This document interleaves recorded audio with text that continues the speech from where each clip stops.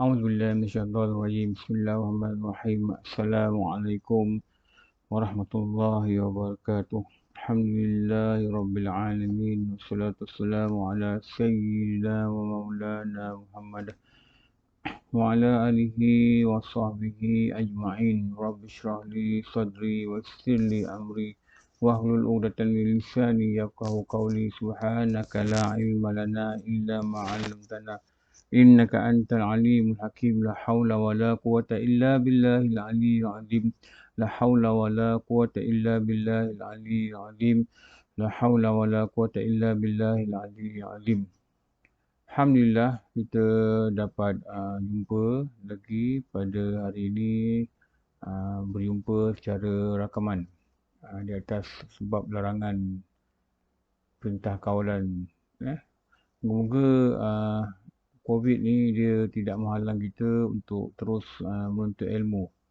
Semoga dengan apa saja ujian yang Allah turunkan pada kita, dia tidak menghalang kita untuk terus taat kepada Allah. Dan moga-moga dia menjadi hikmah, ada hikmah dan rahmat di sebalik apa yang kita alami sekarang ini. Dan kita hendaklah terus melahirkan rasa syukur bila kita dapat duduk dalam majlis ilmu, kerana antara tanda bila Allah nak jadikan seseorang itu kebaikan pada dirinya, antaranya dikatakan Rasulullah sebut apa, diberi dia faham pada agama. Maka bila Allah nak sesuatu kebaikan, pastilah makhluk lain tidak boleh menghalang. Bila Allah nak satu kebaikan, pastilah makhluk tidak boleh menghalang. Kerana Allah itu innaka ala kulli syai'in qadir. Allah itu sangat berkuasa atas setiap sesuatu. Semoga kita masuk dalam golongan yang Allah nak kebaikan pada diri kita. Okey, kita terus sambung pada kitab yang kita baca dekat surau Bandar Puteri. Kita baca Ayuhal Walad dan dah sampai pada, kalau saya tengok yang saya ingat lah, nasihat ke-15, faedahnya ke-4. Faedah apa ni? Ini adalah faedah 8 daripada faedah yang kita dah baca nombor 4. Apabila dikatakan dalam kitab ni, Imam Hatim Al-Asam adalah murid Imam Asy-Syaqiq Al-Baqi. Asy-Syaqiq Al-Baqi ni, dia pernah tanya dengan Imam Hatim Al-Asam. Dia kata apa? Engkau telah belajar daripadaku selama 30 tahun. Lamanya dia mengaji. 30 tahun lamanya. Maka apakah ilmu yang telah engkau dapat? Maka Imam Hatim Al-Asam ni, dia kata, aku telah menghasilkan 8 faedah dari apa yang aku pelajari. Dia boleh simpulkan 30 tahun ini, dia boleh simpulkan 8 perkara. Dan kita dah baca nombor 1, yang mana dia kata lebih kurang begini. Dia kata, aku nampak ramai orang mengumpul kekasih. Dan aku nampak kekasih-kekasih itu hanya menemani mereka di dunia. Dan tidak dapat menemani mereka di alam lain. Dan aku dapati ada seorang kekasih, bukan sahaja menemani di dunia, tetapi dapat menemaniku di alam barzakh. Dan kekasih itu aku dapat simpulkan, ia bernama amal soleh. Maka dari itu dia kata, aku tekad untuk mengumpul kekasihku ini, untuk aku bawa bersama dalam barzakh, yang mana ia akan menghiburkan hatiku. Dan pastinya dia tak meninggalkan aku untuk duduk bersendirian.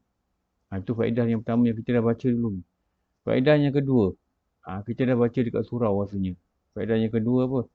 Aku melihat makhluk ini sentiasa ikut kehendak nafsu dan menunaikan kehendaknya.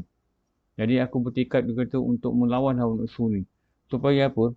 Supaya dikatakan dia membaca firman Allah, dan ada pun orang yang takut akan berdiri di hadapan Tuhannya dan menahan nafsu daripada kehendak-kehendaknya, maka orang itu akan dijadikan bagi syurga sebagai tempat tinggalnya.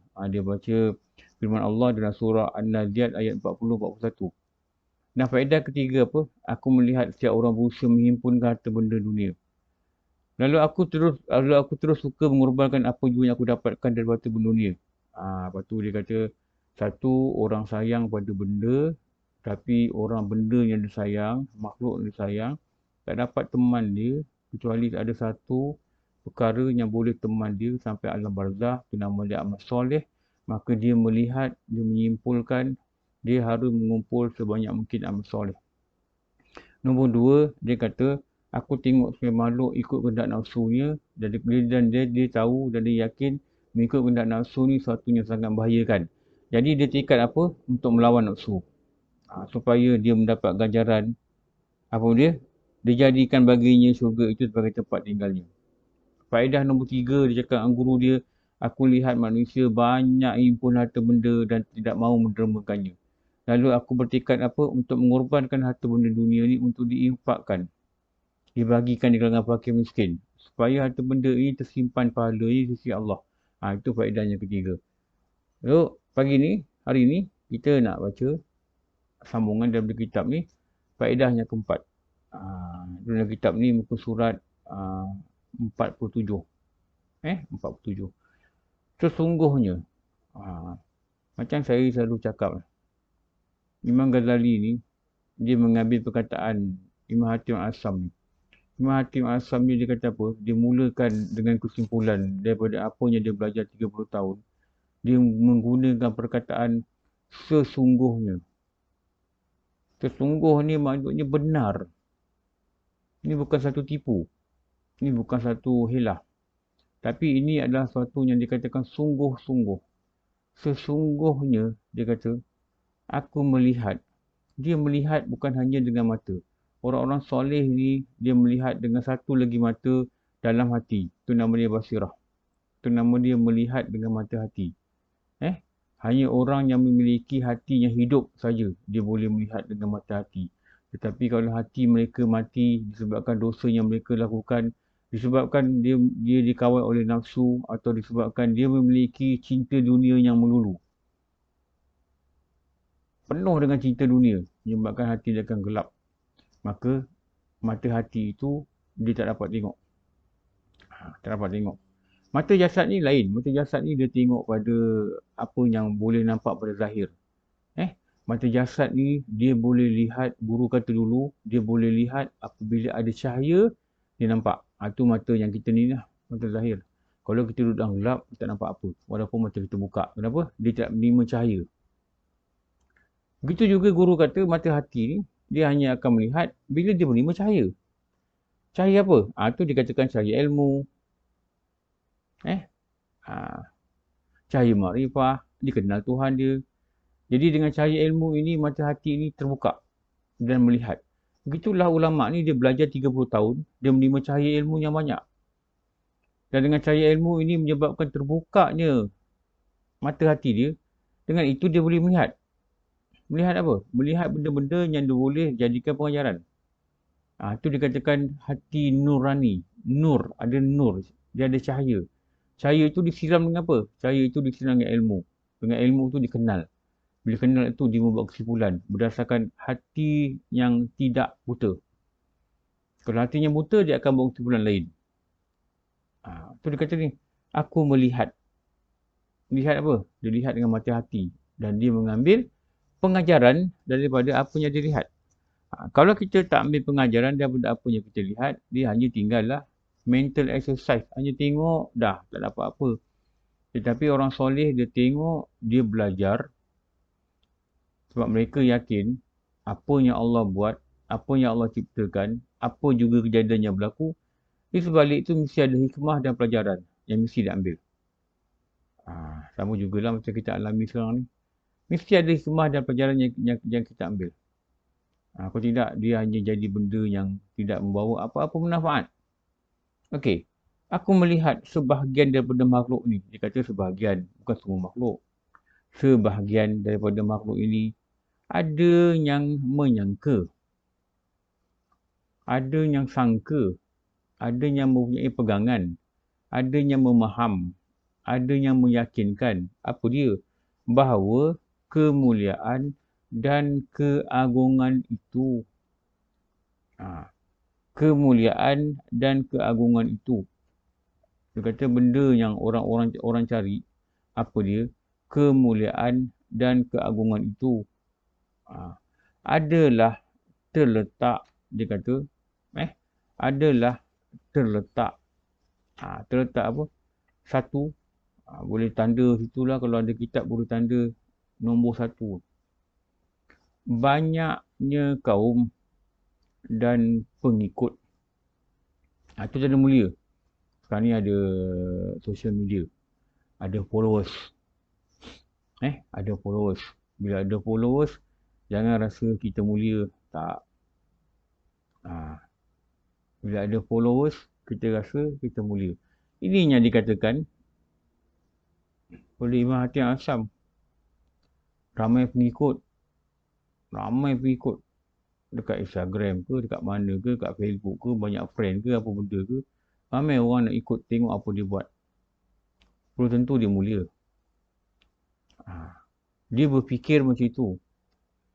Bagi ramai orang kenal, hidup dia mulia. Bukan. Imam Hatim Asam dah cakap ni. Dia dah cakap ni. Lebih kurang 900 tahun lalu. 1000 tahun lalu. Dia dah cakap perkara ni dah. Waktu tu tak ada social media. Waktu tu tak ada social media.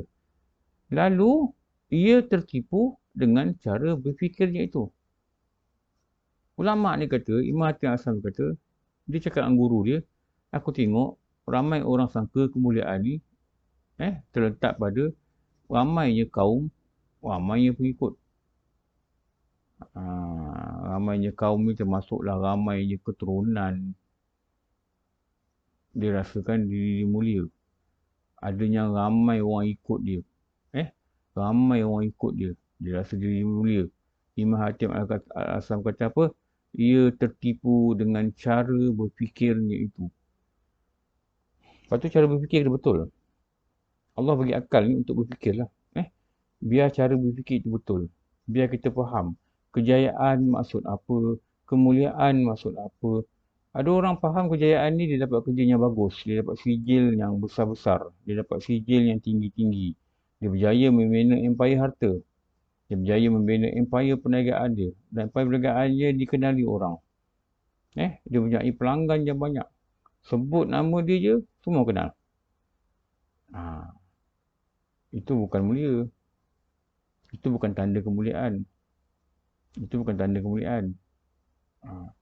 Kejayaan ni guru-guru dah ajar. Apabila kita dapat taat pada Allah, itulah berjaya kita. Dan kita dapat taat pada Allah, maknanya kita dapat melaksanakan apa benda matlamat kita dijadikan. Ada dua je. Dalam Quran kata, satu untuk ibadah pada Allah, satu untuk jadi khalifah. Khalifah ni maknanya apa? Khalifah ni untuknya mentadbir urusan kita ni sebagaimana Allah kehendaki. Jadi saleh dan muslih. Bukan saja baik, tapi boleh mengajak dan membawa orang pada kebaikan. Jadi bila dapat dua ni, barulah dia kata kita menepati SOP apa maksud Allah jadikan kita. Itu kejayaan dia sebenarnya. Itu kejayaan kita sebenarnya. Dan Quran pun dia banyak sebut. Ada yang kata, Qad aflahal mu'minun alladzina fi salatin khashi'un. Berbahagialah, berjayalah orang mukmin. Siapa? Yang khusyuk sembahyang. Dia sebut juga. Banyaklah benda kejayaan-kejayaan ni. Dan kejayaan inilah yang disebutkan kadang-kadang dalam azan. Marilah menuju kejayaan. Dan azan inilah diperdengarkan pada anak-anak. Supaya apa? Supaya dia menuju kejayaan hidup dunia dan akhirat ni. Jadi, pertama, dia melihat ramai orang tertipu, menyangkakan banyaknya kaum, banyaknya pengikut ini adalah kemuliaan. Secara terang dan jelas, Imam Hatim Asam kata, ulama besar dia kata, lalu ia tertipu dengan cara berfikirnya itu. Kita jangan fikir gini lah, ulama ni nasihat kita. Dengarlah kata-kata ulama. Jangan dengar kata orang yang tak faham agama. Jangan dengar orang yang memfaham kiblat dia adalah dunia. Yang orang kata berjaya tu nyantulah sekarang. Orang ada empire perniagaan yang besar. Ditonjolkan diri mereka. Ditanya mereka macam mana mereka berniaga. Ditanya mereka macam mana mereka berusaha. Sedangkan itu ulama dah kata bukan kemuliaan. Dan ada pula nombor dua, dalam faedah keempat ni, nombor dua, ada pula sebahagian daripada mereka menyangka. Tadi disangka dengan banyak kaum, banyak mengikut ni mulia. Imam Hatim Asam kata apa? Tertipu dengan cara berfikirnya itu. Nombor dua, ada pula sebahagian dari mereka sangka. Belum tahu betul lagi. Dia hanya sangka apa? Kemuliaan dan keagungan itu terletak pada banyaknya harta benda. Ha, banyaknya harta. Memang manusia sangka ni semua. Sebab tu ada senarai 10 orang kaya di dunia. Ada senarai 10 orang kaya dalam Malaysia. Bukan salah kaya, tapi itu bukan kemuliaan. Bukan salah jadi kaya, tapi itu bukan kemuliaan. Banyak harta benda dan anak buah. Ha, yang salah ni apa? Lalu ia merasa sombong. Tak sombong tak apa. Dia ramai anak buah. Dia ramai orang yang dia boleh petik jari je orang ikut cakap dia. Kenapa? Dia banyak harta. Dia kaya. Tu kita nampak. Memang jadi kat dunia kan. Menjadi kat masyarakat kita. Kalau orang kaya ketawa, orang lain pun ketawa. Padahal dia bukan nak buat lawak pun. Kenapa? Dia nak please, dia nak ambil hati orang kaya tu. Kalau orang kaya tu bersedih, ramai hantar ucapan takziah. Tapi kalau orang biasa, orang tak peduli. Betul. Kenapa? Dia nak please, dia nak ambil hati. Dia nak ambil hati. Ramai orang nak memperkenalkan diri pada orang kaya. Kenapa? Dia rasa dia boleh dapat sesuatu. Dia rasakan orang itu mulia. Apa? Dia menyangka apa? Kemuliaan itu terletak pada banyaknya harta benda. Dan anak buah. Lalu ia merasa sombong dengan demikian itu. 2. Ini cara merasakan, memikirkan ini adalah kemuliaan. Ini adalah benda yang salah. 2. 3. Apa dia? 3. Apa dia? Ada orang pula yang menyangka, nombor 3 ni, ada orang pula yang menyangka bahawa kemuliaan itu, keagungan itu berpunca daripada kemampuan merampas hak orang lain dan menzalimi mereka. Sebab apa? Dia ada kuasa, dia ada harta. Dia boleh buat dengan harta tu, dia boleh beli orang ni, dia boleh ambil orang ni punya, dia boleh rampas orang ni punya. Dia rasa, wah, diri dia mulia. Serta menumpahkan darah-darah mereka. Ini juga salah. Ada juga orang buat terdunia gini. Dia menguasai. Kenapa? Dia ada kedudukan. Dia menguasai. Kenapa? Dia ada harta. Tu nombor 4.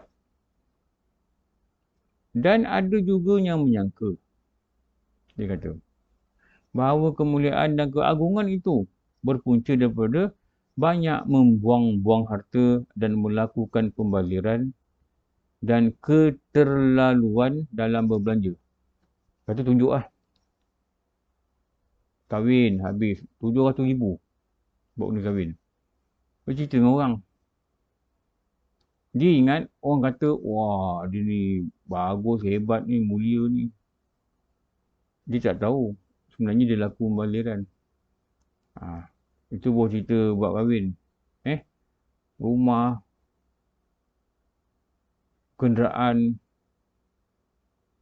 Allah. Ini sekarang pun kita banyak lihat. Memang kita dah lihat dah. Bukan saja zaman Hatim Al-Asam ni. Zaman Imam Ulama Hatim Al-Asam ni, dia melihat ni 1000 tahun lalu ni. Dulu dah ada rupanya. Sekarang lagi teruk. Membalik. Dan yang membalik inilah yang disebut-sebut.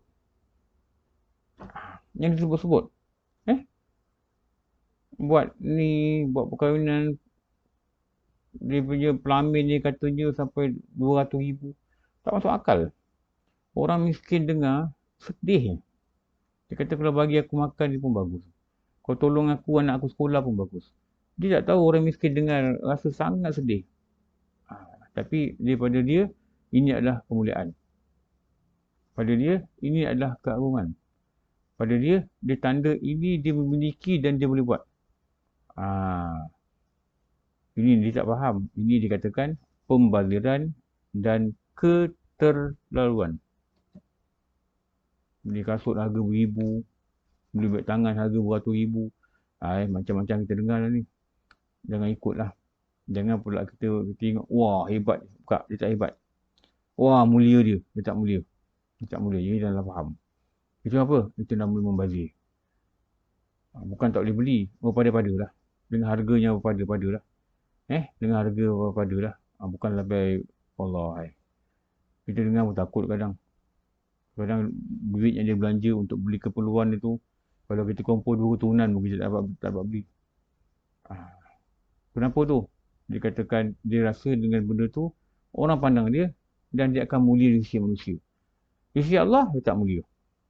Jadi sangkaan yang salah tu ada 5. Sangkaan yang salah tu ada 5. Satu tadi saya ulang balik, dia rasa mulia dengan banyak kaum dan pengikut. 2, dia rasa mulia dengan banyak harta benda dan anak buah. 3, dia rasa mulia dengan kemampuan dia merampas hak orang lain. 3. Nombor 4, dia rasa mulia dengan menumpahkan darah dan menzalimi orang lain. 4. Nombor 5, dia rasa mulia dengan membuang-buang harta dan melakukan pembaziran dan keterlaluan di dalam berbelanja. 5. Dia lihat. Imam Hatim Al-Aslam lihat dengan mata hati dia.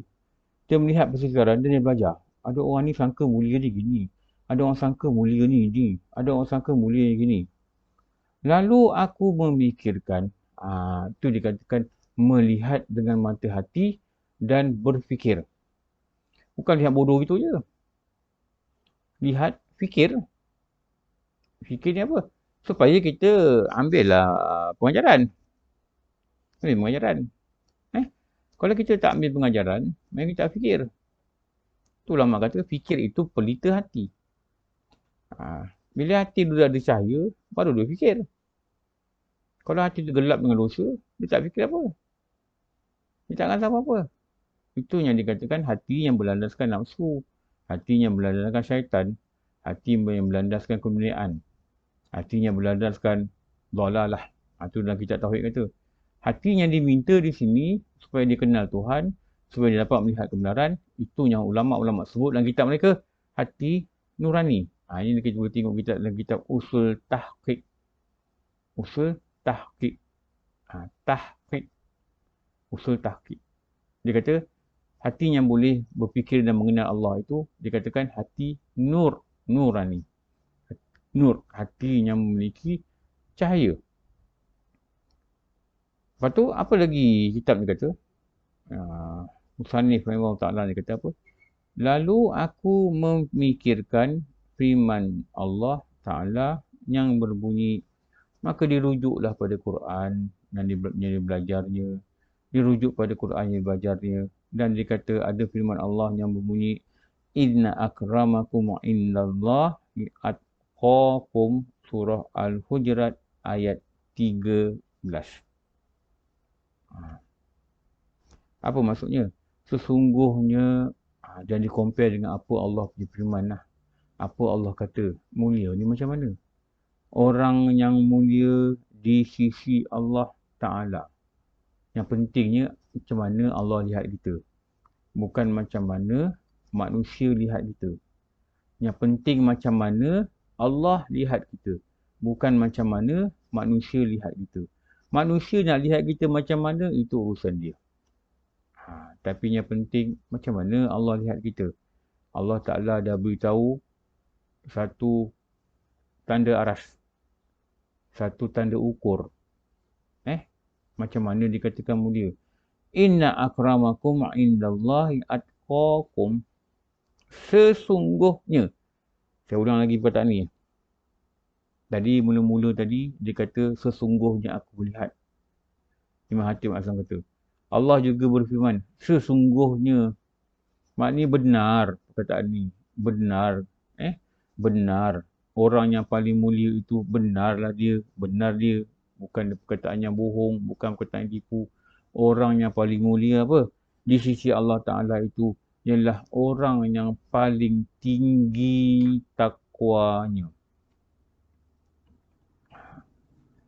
Maka aku pun memilih jalan takwa. Jadi satu jalan kehidupan ni. Lepas tu orang tua kata jalani kehidupan dengan sabar. Jalani kehidupan dengan taat. Jadi kehidupan ni dia berjalan, dia mengambil sempena apa? Masa yang berlalu tu lah. Masa tu dia berjalan. Masa ni tetap dah berhenti.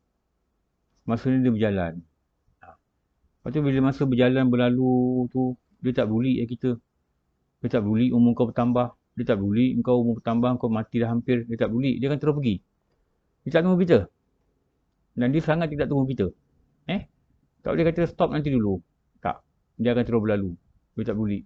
Kau dah taubat ke belum? Tak peduli. Kau beramal soleh ke tidak? Tak peduli. Kau bergelumang dosa ke? Perangkat engkau. Tak peduli. Kerja dia apa? Kerja dia datang dan pergi. Tu kalau kita tengok. Saya dah cerita dah benda ni kat surau kata ni.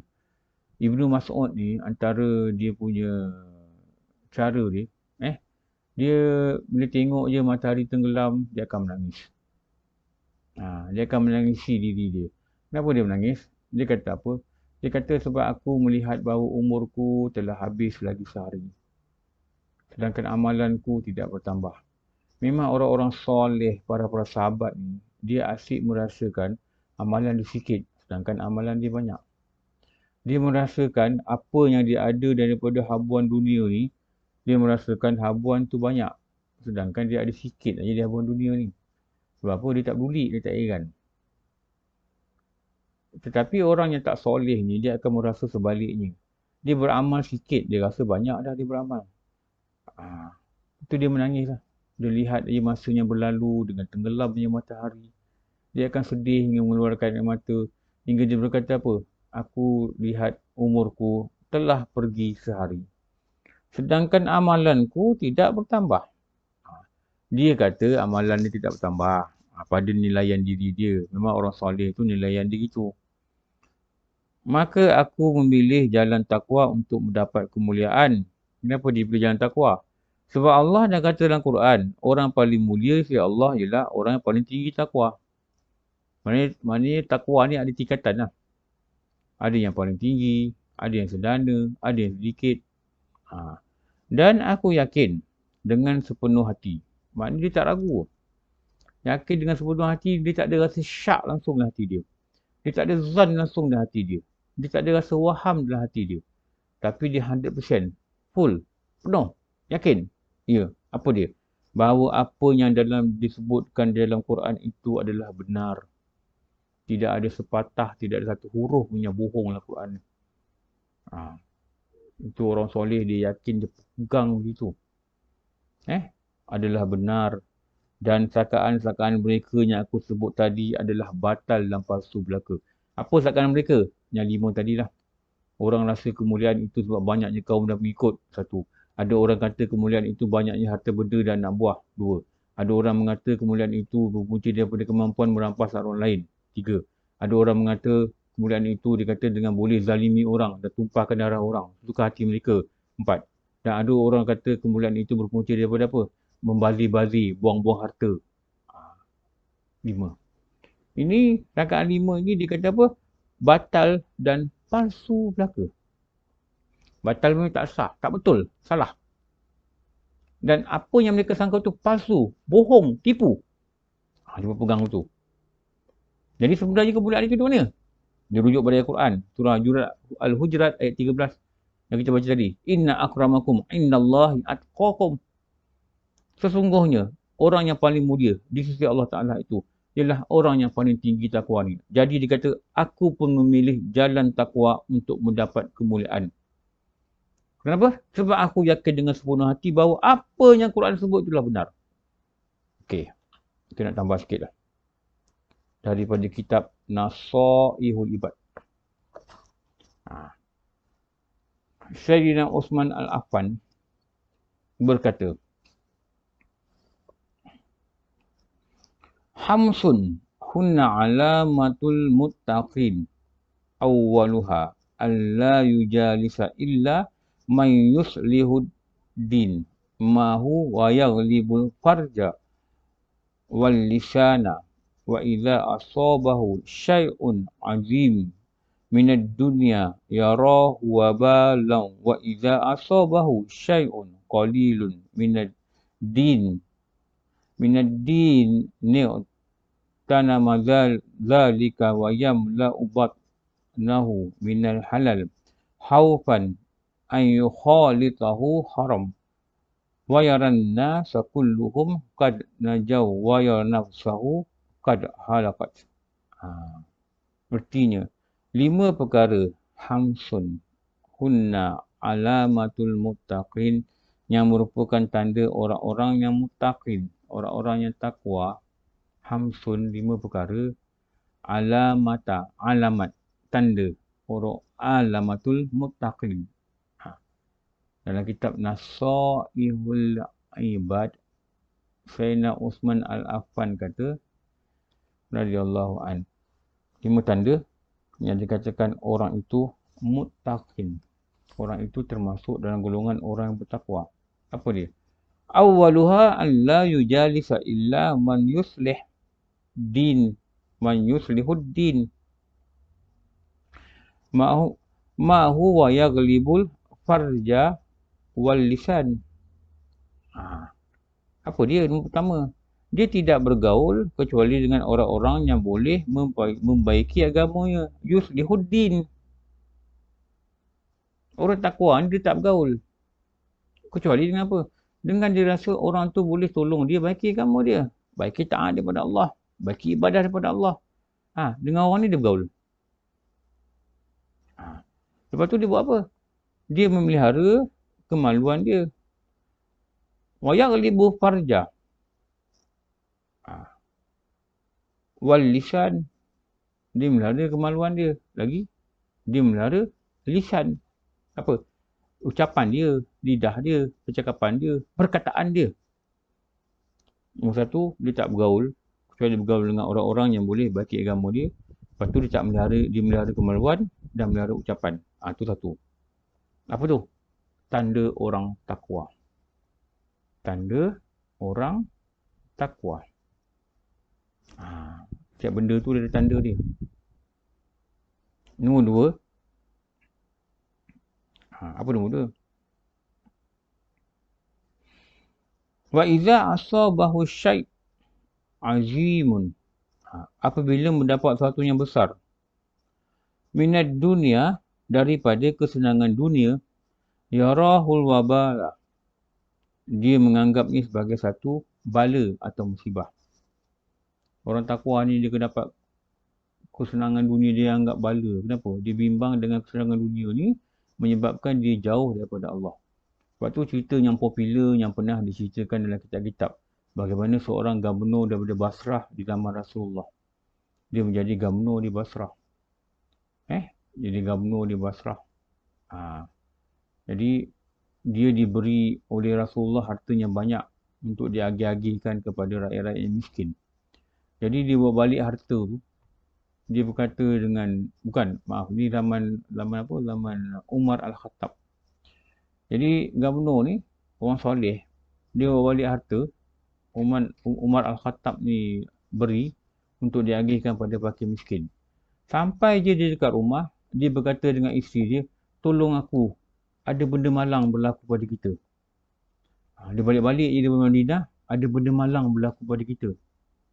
Ada musibah menimpa pada kita. Maka isteri dia kata, wahai suamiku, apakah musibah yang menimpa? Adakah Amirul Mukminin telah wafat? Pada mereka kalau pemimpin wafat ni bala lah. Kenapa? Musibah lah. Kenapa? Dia pemimpin yang baik, yang sangat disenangi oleh rakyat dia. Umar Khattab ni orang soleh, ahli syurga. Isteri dia kata, apa musibah yang menimpa pada kita? Adakah Amirul Mukminin telah wafat? Tidak. Aku mempulang banyak harta. Tolong aku sekarang. Tolong aku, agihkan pada mereka yang memerlukan. Pada mereka memegang amanah, memegang harta ni benda yang sangat membimbangkan. Bukan dia ambil kesempatan. Tu nak kena faham. Bagaimana orang soleh dulu berwatak. Bagaimana orang soleh dulu berperangai. Bagaimana orang soleh mengurus kepahaman daripada agama. Dia rasa bimbang. Kenapa ni? Kita sedang mengalami musibah yang besar, dia kata dengan rumah dia, isteri dia.